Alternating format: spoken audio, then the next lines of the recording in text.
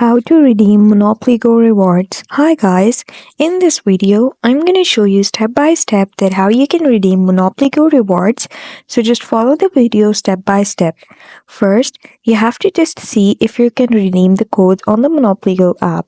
So I am on the Monopoly Go app right now, and if I click these three horizontal lines on the top right corner, you can see I don't get any option to redeem any rewards. So I'm going to go back.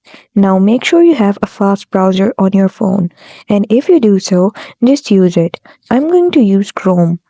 On your Chrome browser, you have to search for Monopoly Go, like I did, and then open this first link available, the official Monopoly Go app.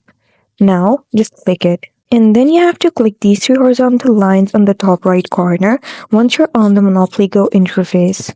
In here, you'll see this reward codes option on the popped up menu.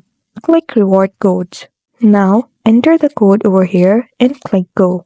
And that's how you redeem your Monopoly Go rewards.